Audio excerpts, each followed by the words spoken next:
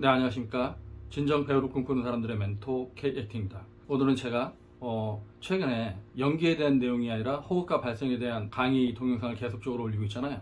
근데 제가 왜 그렇게 올리고 있는지, 그리고 제가 어쩌다가 호흡과 발성 선생이 됐는지 좀 편하게 그런 내용들을 설명할까 합니다. 근데 제가 거기에 대한 이제 설명들을 하다 보면은 여러분들이 호흡과 발성을 왜 함부로 배우면 안 되는지, 호흡과 발성이 얼마나 중요한지 그런 내용을 좀 이해하실 수 있을 것 같아서 거기에 대한 이제 설명을 하려고 하는데요. 제가 대학에서 연극 제작도 가르치고 장면 연기도 가르치고 화술, 화법, 매체 연기, 카메라 연기 안 가르친 과목들이 없죠. 거의 연기를 아우르는 거의 모든 과목들을 가르쳤다고 이제 생각하면 되는데 즉흥 연기도 가르치고. 근데 제가 대학에서 다른 사람들과 차별화가 돼서 가르쳤던 과목이 호흡과 발성, 화술, 연극 제작 이런 종류의 과목들이었던 것 같아요. 근데 왜 호흡과 발성을 제가 이제 전담을 하게 되었는가? 제가 맨 처음 연기를 가르치기 시작한 게 20대 후반? 이때였던 것 같은데, 제가 연기를 처음 가르치면서 제 스스로가 맹세를 했던 게 있었어요.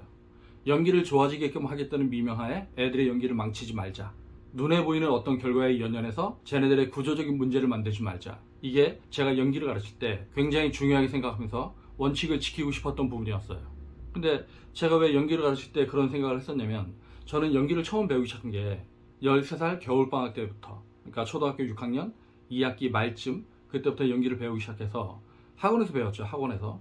그리고 이제 중3 초중반 정도까지 연기를 배우다가, 그리고는 이제 연기를 그만 배우고 고등학교에 가서 연극반에 들어가서 연극을 하고, 그리고 연극을 하던 것들의 어떤 소중함을 잊지 못해서 제가 이제 중앙대학교 연극학과 이제 진학을 하게 됐었는데, 어쨌든 당시에는 굉장히 어린 나이에 연기를 시작한 거였거든요. 그게 제가 배우를 하는데 굉장히 큰 도움이 됐었지만, 한편으로는 그때 배웠던 연기가 제 인생의 발목을 잡는 그런 역할을 하게 됩니다. 무슨 얘기냐면, 꼬맹이 때 연기를 배우는데 우리가 호흡과 발성 이런 걸 배우지는 않았어요. 중앙청 창살, 철창살, 쌍창살 이런 것들을 하긴 했는데, 무턱대고 이제 발음 연습도 하고 그랬는데, 그 당시에 했었던 대사들을 잘 생각해 보면은 분노, 절규, 공포 이런 식으로 되게 극단적인 감정들을 연습하게 됐었죠. 근데 그 당시에 저는 아이들 중에서 비명도 되게 잘 지르고요, 소리도 잘 지르고 연기를 잘한다는 평가를 받는 학생이었었습니다. 그 덕분에 어렸을 때 작은 역할이긴 하지만 드라마에도 가끔씩 이제 나오기도 했었고, 이제 그랬던 과거사가 있었는데, 이게 제가 고등학교 연극반에서 이제 주인공을 해갖고 올렸던 첫 작품이 있었어요. 홀워드 홀잭의 용감한 사형서라고 하는 작품이었었는데, 그때 제가 처음으로 주인공을 했었죠. 그 당시에 제가 고등학교 연극반 때 연기했던 걸 보면서 관객들도 많이 울고 가고, 근데 그렇게 많이 울고 가던 관객 중에 한 명이 제 친구한테 저 배우 연기를 너무 잘 봤다. 근데 저 배우 혀가 짧아요? 이런 식의 이제 질문을 했다는 거예요. 그래서 제 친구가 너 혀 짧니? 이렇게 물어보는 거예요. 내가 혀가 짧은가? 근데 이제 막연하게 생각하기엔 그때 이제 공연에 대한 긴장 때문에 입술에 침도 바짝바짝 마르고 입안에도 침이 안 들고, 그러다 보니까 입 안이 텁텁해서 내가 발음이 튀었나 보다, 이제 이렇게 생각하고 말았는데, 대학을 가서도 제가 이제 그런 지적을 듣게 됩니다. 근데 대학에 갔을 때 너 혀가 짧니? 이게 아니라 너 혀가 짧네? 이렇게 단정 짓고 사람들이 얘기를 하더라고요. 그래서 그런 얘기들을 듣고 제가 좀 충격을 받아서 거울 앞에 서서 혀 맨날 이렇게 내밀어 보고 올려도 보고, 내가 혀가 짧나? 이런 생각도 하고 그랬었는데, 어느 날 너무 답답하니까 어머니한테 여쭤본 거예요. 엄마, 저 혀 짧아요? 그랬더니 아니, 너 괜찮은데? 근데 내가 괜찮은데 왜 연기할 때 아니면 무대에 올라가면 혀가 짧냐는 이렇게 지적들을 자꾸 듣지? 근데 사람들이 제가 혀가 짧다고 지적은 하는데 왜 짧은지, 그래서 그걸 고치기 위한 방법은 뭔지, 이런 얘기들을 아무도 안 해주는 거예요. 그래서 누군가가 저한테 너 혀가 짧네? 이런 지적을 하면 저는 그분이 어떤 방법을 알고 있을 거라고 생각하고, 네, 저 혀 짧은 거 고치려면 어떻게 해야 되죠? 그랬더니 책 많이 읽어, 소리내서 크게 많이 읽어, 그리고 볼펜 많이 불어, 볼펜 물고 연습 많이 해, 이런 식의 이제 얘기를 해주는 거예요. 그리고 저는 그 사람들이 그거를 극복하는 방법이라고 하니까 제가 이제 죽으라고 연습을 했었죠. 하지만 그렇게 연습을 해도 발음은 좋아지지 않았었어요. 제가 그리고 대학교 2학년 올라가던 겨울에 또 처음으로 이제 주인공을 맡아서 중앙대학교 연극학과에서 주인공을 하는 그런 역할을 맡은 적이 있었는데, 이때도 제가 이제 발음 때문에 너무너무 이제 고통을 겪게 됩니다. 그래서 그 당시에는 이 발음에 대한 이 컴플렉스 때문에 볼펜을 물고 하루에 1시간, 2시간씩 연습하기도 하고, 그래갖고 이제 겨울이었는데 볼펜 물고 연습하다 보면 여기 시퍼렇게 멍이 드는 거예요. 하루에 1시간 30분, 2시간 이런 식으로 하니까 이게 며칠 지나니까 여기 이제 자국이 나면서 조금씩 멍이 들더라고요. 근데 다행히 그게 겨울이어서 마스크를 쓰고 다녀서 이제 괜찮긴 했었는데, 근데 볼펜을 물고 하고 나면 좀 발음이 좀 부드러워진 것 같은 느낌이 들다가도 다시 몇 시간이 지나고 나면 혀가 원위치가 되는 거였어요.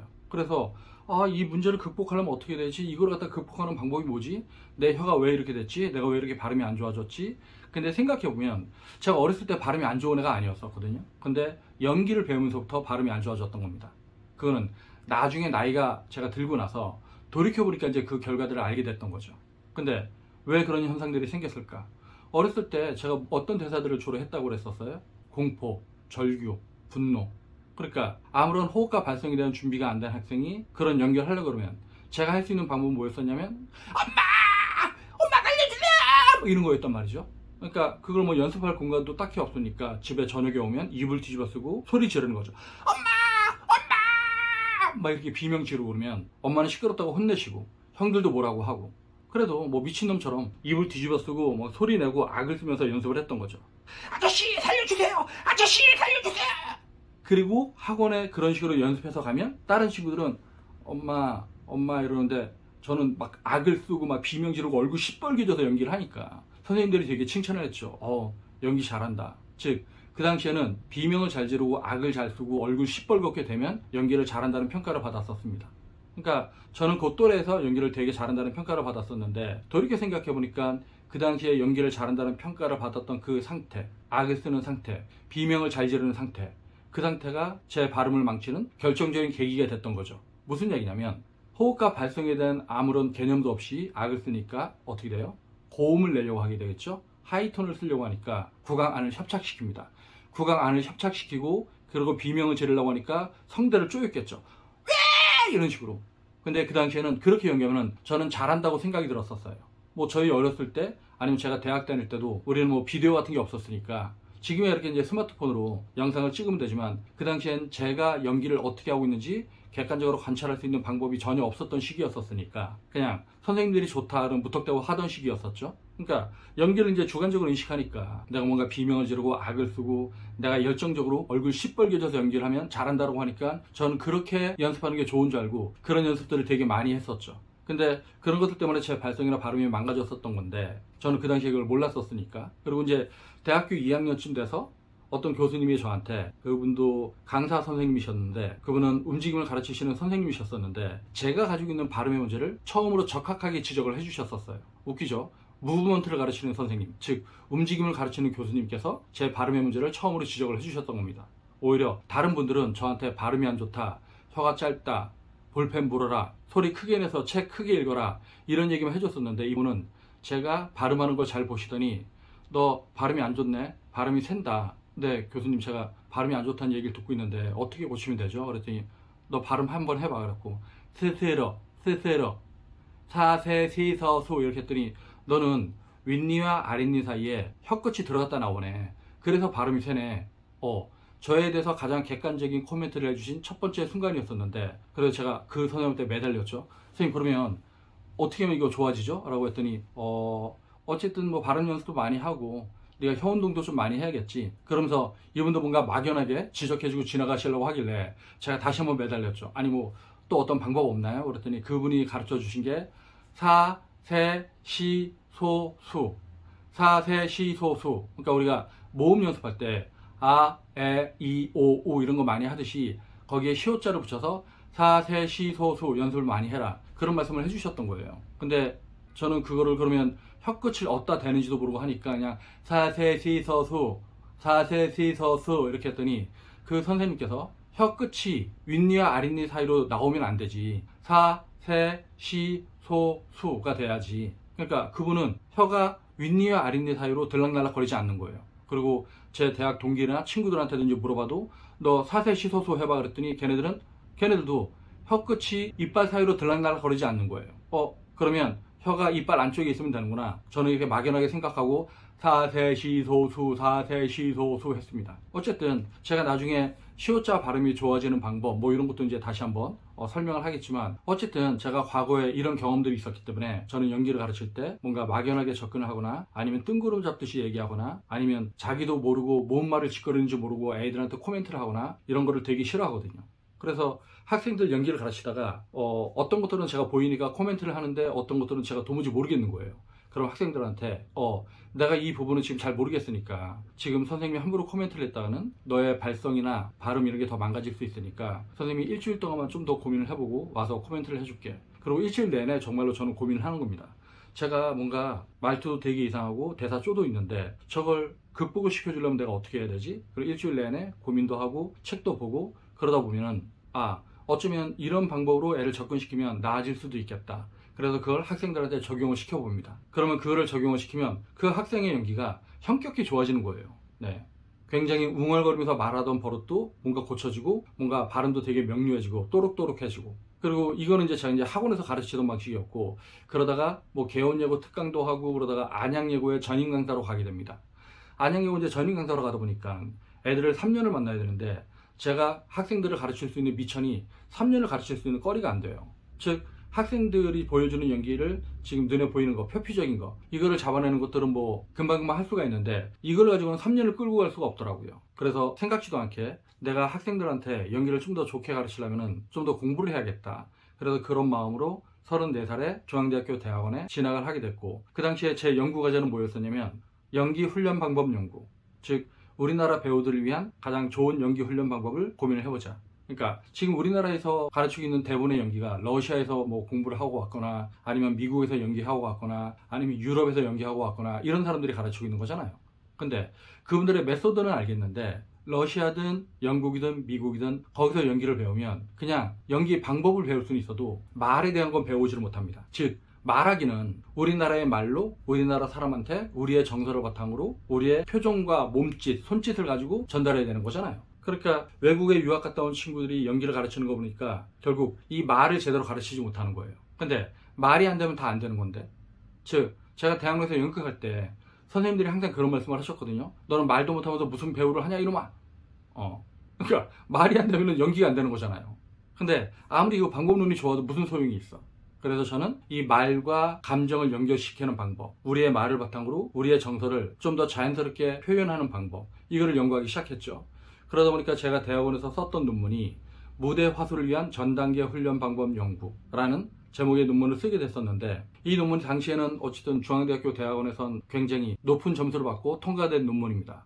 제 논문 점수가 97점인가 98점?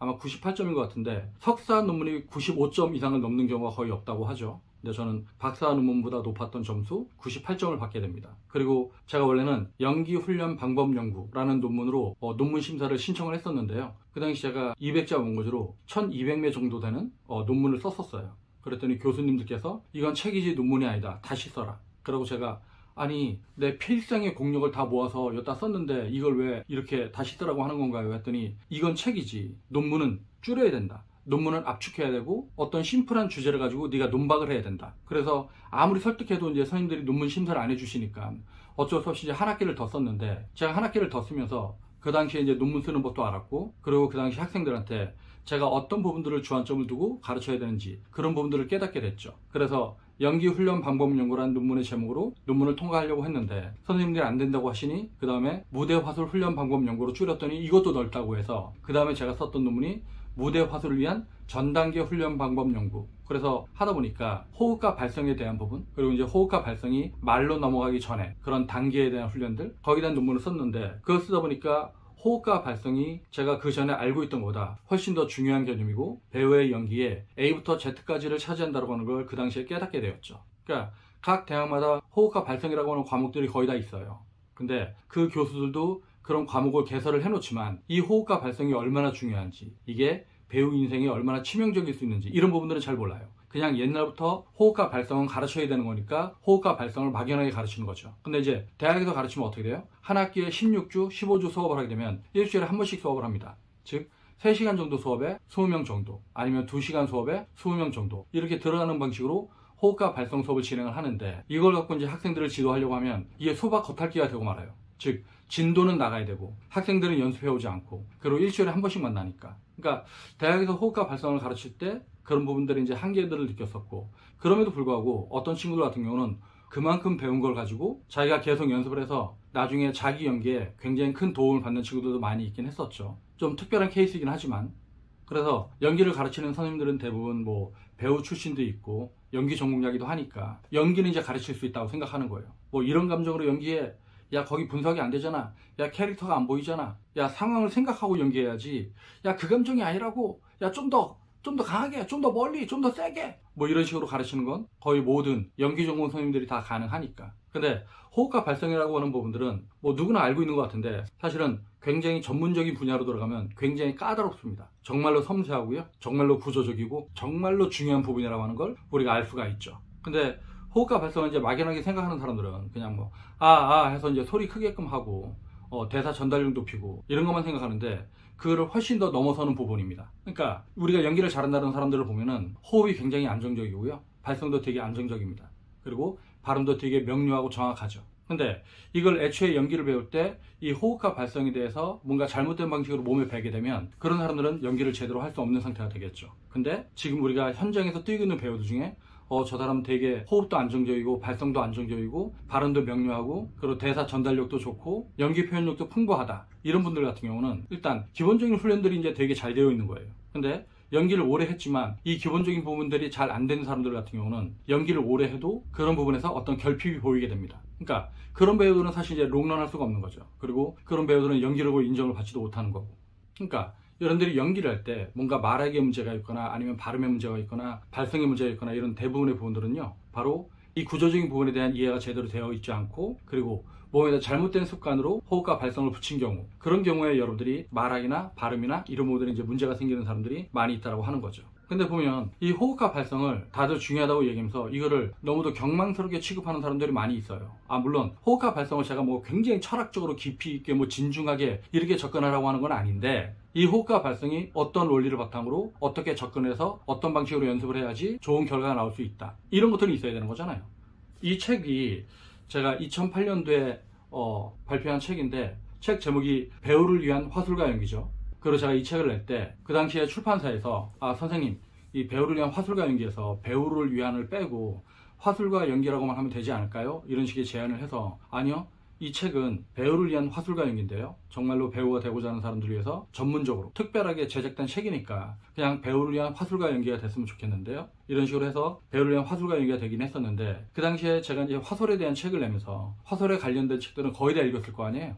그럼 그 당시에 스피치 분야에 보면은 주로 처세술에 관한 얘기, 아니면 하루 5분 투자하면 28일 만에 당신의 목소리가 바뀐다, 일주일 만에 당신의 스피치 완성, 뭐 이런 식의 어그로 땡기는 그런 책들이 많이 출간이 됐었어요. 근데 웃긴 건 그 당시엔 책 제목을 갖고 그렇게 써서 장사를 했다고 한다면 지금 유튜브들이 그런 식의 어그로를 땡기는 그런 식의 제목들을 많이 달고 있죠. 당신의 발성 3분이면 완성, 당신의 스피치 이 영상 하나면 끝난다, 이것만 보면 무조건 발성이 좋아진, 뭐 이런 식의 동영상들이 많이 올라오고 있는데, 예나 지금이나 제목 장사하시는 분들이 많이 있는 것 같아요. 근데 제가 지금 호흡과 발성에 대한 내용으로만 20몇 회 차에 걸쳐서 올리고 있잖아요. 제가 맨 처음에 유튜브를 시작할 때 호흡과 발성으로 시작을 했었고, 그리고 호흡과 발성에 대한 내용을 계속적으로 이제 올리고 싶었었는데, 그 당시에는 뭐 시간적인 여유도 안 되고 하다가 제가 자꾸 바빠져서 뭐 6개월 만에 다시 올리고 그러다 보니까 제가 맥락을 이어갈 수 없어서 호흡과 발성을 지속적으로 올리지 못하고, 뭐 다른 얘기, 뭐 연기에 대한 얘기도 하고 화술에 대한 얘기도 하고 뭐 이런저런 얘기 하다가 막 길을 잃고 헤매기도 했었는데, 요즘은 제가 그 마음을 잃지 않고 호흡과 발성을 지속적으로 올리고 있습니다. 이유는 뭐냐면 호흡과 발성이 무엇보다 중요한데, 그리고 말하기에 문제가 있는 사람들이 이렇게나 많은데, 그리고 잘못된 발성으로 고통받고 있는 사람들이 이렇게나 많은데, 잘못된 연기로 고통받고 있는 사람들이 이렇게나 많은데, 그런데 그런 분들은 아쉽게도 그렇게 된 원인에 대해서 깊이 있게 생각을 안 하는 경우가 있어요. 그러니까 자기가 왜 말하기가 이렇게 됐지, 자기 목소리가 이렇게 됐지, 자기가 연기가 이렇게 됐지에 대해서 원인을 생각하는 게 아니라 지금 결과만 생각해서 그럼 목소리 좋은 사람만 따라하면 내 목소리도 좋아지나? 그리고 무턱대고 따라합니다. 근데 그분들이 목소리가 좋은 건 그분들이 호흡과 발성에 대한 원리에 맞는 방식으로 숨을 쉬고 소리를 내고 있는 상태가 돼서 목소리가 좋은 거기 때문에, 여러분들이 목소리가 좋아지려면 그들과 같은 방식으로 숨을 쉬고 그들과 같은 방식으로 말을 하고 소리를 내야 되는데, 여러분들은 그 결과만 따라하려고 하거든요. 그러니까 어떻게 돼요? 누군가가 목소리가 좋다고 한다면, 누군가가 꿀성대 이런 게 있으면 그래요? 반갑습니다, 이런 식으로 자꾸 목소리를 꾸미는 쪽으로 접근을 한다고 하는 거죠. 근데 여러분들이 만약에 목소리에 문제가 있거나 발성에 문제가 있거나 아니면 스피치에 문제가 있다고 한다면, 사실은 여러분들이 호흡과 발성부터 다시 접근을 해야 되는 거예요. 즉 호흡부터 고쳐야지 여러분들이 발성을 고칠 수가 있는 겁니다. 그리고 이 호흡 이전에 이완된 몸, 그러니까 몸에 대해서 스트레칭도 많이 하고 불필요한 긴장들을 제거해야지만 여러분들이 호흡도 편하게 할 수가 있고 발성도 편하게 할 수 있다고 하는 거죠. 근데 호흡과 발성에 대한 정확한 이해도 없이 그냥 무턱대고 발성 연습을 하면 여러분들의 발성이 좋아지는 게 아니라 여러분들의 발성이 더 망가질 확률이 현격히 높죠. 그래서 호흡과 발성은 여러분들이 어느 정도 망가져 있잖아요. 그러면 신중하게 접근해야 됩니다. 즉 발성이 망가진 이유, 내가 어떤 방식으로 소리를 내고 있지, 내 성격이 어떻지, 내 습관이 어떻지, 내가 평상시에 어떤 긴장 상태를 유지하고 있지. 즉 긴장이라고 하는 건 심리적인 긴장과 신체적인 긴장, 이 두 가지를 다 아우르는 건데, 여러분들이 긴장을 하고 말을 하거나 긴장한 상태에서 소리를 내면 여러분들의 소리가 좋아질 수가 없겠죠. 그래서 그것들을 교정하고 개선할 수 있는 방안을 얘기하는 게 호흡과 발성이죠. 그래서 우리가 호흡과 발성이 중요하다고 하는 겁니다. 제가 이후에도 호흡과 발성에 대한 동영상을 지속적으로 올리면서 잘못된 발성, 잘못된 호흡법, 여러분들이 잘못 알고 있는 호흡과 발성에 대한 상식들, 이런 부분들을 지속적으로 깨나갈 텐데요. 여러분들 괴로워하거나 지루해하지 말고 잘 쫓아주시기 바라겠습니다. 호흡과 발성이 결코 어려운 게 아니에요. 원리도 되게 단순해요. 근데 그 원리가 단순한데 아주 미세한 부분에서 굉장히 큰 차이가 납니다. 복식호흡이라고 하는 것도 그렇죠. 즉 아주 미세한 부분에서 큰 차이가 나기 때문에 여러분들이 호흡과 발성을 좀 신중하게 접근하고요. 그리고 배우고 나면 꾸준하게 반복 훈련, 지치지 말고 자기가 지금 당장 변하지 않는다고 조급해하지 말고요. 계속 반복 훈련을 하다 보면 여러분들의 몸이 변하고 여러분들의 습관이 변하고 여러분들의 인식이 변하고 여러분들의 소리를 객관적으로 인식할 수 있으면 여러분들의 목소리는 저절로 변합니다. 그렇기 때문에 호흡과 발성이 중요하다고 하는 거죠. 네, 오늘은 두서없이 제가 왜 호흡과 발성을 가르치게 됐는지, 대학에서 제가 왜 호흡과 발성 전담 교수가 될 수밖에 없었는지 이런 얘기를 설명했고요. 네, 누구나 알고 있다고 생각하지만 아무나 가르칠 수 없는 분야, 이게 바로 호흡과 발성입니다. 되게 쉬워 보이는데 깊이 있게 들어가면 되게 복잡한, 하지만 원리는 되게 단순한, 그래서 여러분들이 정확한 원리를 알고 반복 연습을 하면 반드시 좋아질 수 있는 목소리, 이게 호흡과 발성이죠. 네, 오늘은 장황하게 이런저런 얘기 해봤는데 여러분들 지루하지 마시고요. 제가 하는 동영상 절 믿고 잘 쫓아오시길 바라겠습니다. 저는 일반적으로 유튜브에서 어그로를 땡기거나 호흡과 발성을 가지고 장난질 치는 사람들, 그런 사람들 되게 배격합니다. 어쨌든 호흡과 발성에 대해서 이론적으로 저만큼 많이 아는 사람은 없다라고 제가 자부할 정도로 제가 오랜 시간 연구를 했었기 때문에, 제가 호흡과 발성을 깨닫기 위해서 연구했던 분야가 음성학, 언어학, 해부학, 생체역학, 화술, 화법, 발성법, 제가 연구하지 않은 분야가 거의 없을 정도로 이 분야에 굉장히 다양한 분야를 연구를 해서 그거의 엑깃을 제가 뽑아 올린 거기 때문에 여러분들이 저를 믿고 잘 쫓아오면 여러분들의 목소리는 반드시 좋아질 수 있습니다. 네, 오늘 동영상은 여기서 마치겠습니다. 그러면 다음 동영상 볼 때까지 안녕.